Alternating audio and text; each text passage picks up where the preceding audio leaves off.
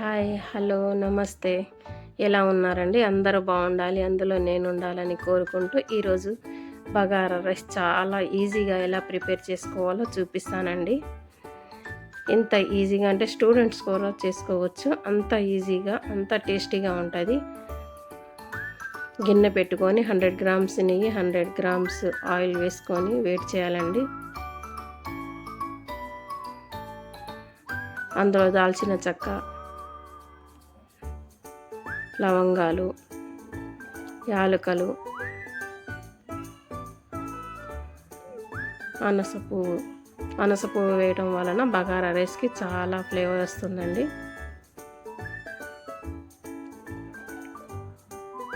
ఒక 5 పచ్చిమిరపకాయలు వేసుకోవాలండి, మధ్యలో కట్ చేసి.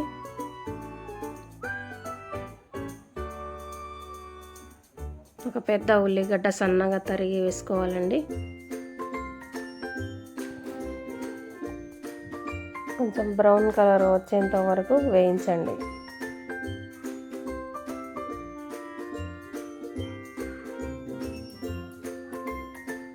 రెండు టీ స్పూన్ల అల్లం వెల్లుల్లి పేస్ట్ వేయండి.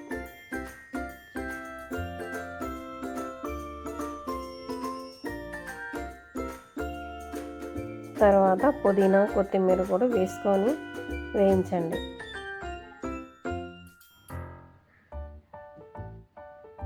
వేగిన తర్వాత ఒక పెద్ద క్యారెట్ సన్నగా తరిగి వేసుకోండి.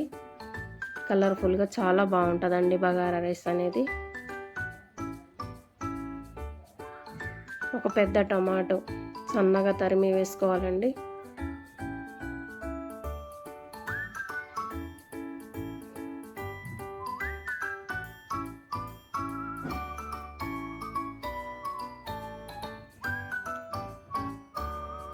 రెండు టీ స్పూన్ల ఉప్పు,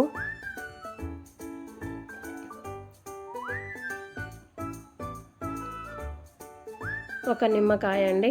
నిమ్మకాయ పిండడం వలన బగారా రైస్ అనేది మెత్తగా అవ్వదు, పొడి పొడిగా ఉంటుంది. అండ్ టేస్ట్ కూడా చాలా బాగుంటుంది.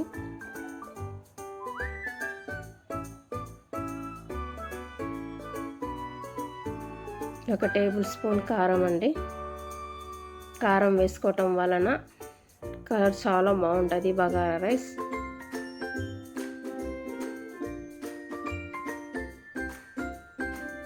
కొబ్బరి పాలు వేసుకున్నానండి నేను. అంటే 1 కేజీ బియ్యానికి కేజీ డబ్బా తీసుకుంటాం కదా, దాంతో డబ్బాన్నర నీళ్ళు వేసుకోవాలండి. అవి మరిగేంత వరకు మూత పెట్టండి.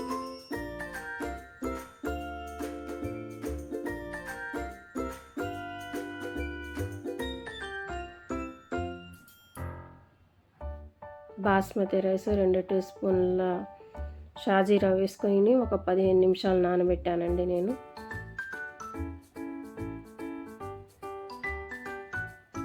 ఆ పొంగి వచ్చే వరకు ఈ బియ్యాన్ని దాంట్లో వేయండి.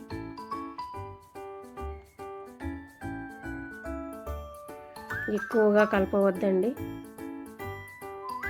కలిపితే బాస్మతి రైస్ అనేది ఇరిగిపోతుందండి.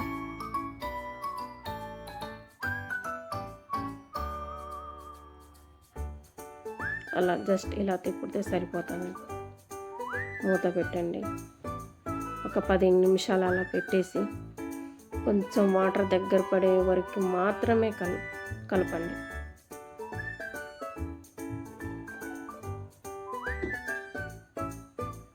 చూసారా, దగ్గర పడుతున్నాను.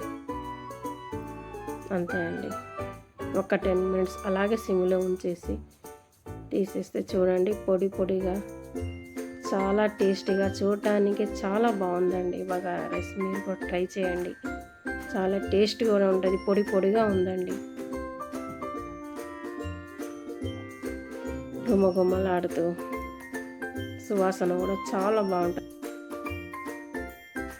నా వీడియో కనుక నచ్చితే నా ఛానల్ని సబ్స్క్రైబ్ చేసుకోండి. అలాగే లైక్ అండ్ షేర్ తప్పకుండా చేయండి. కామెంట్ బాక్స్లో కామెంట్ పెట్టండి.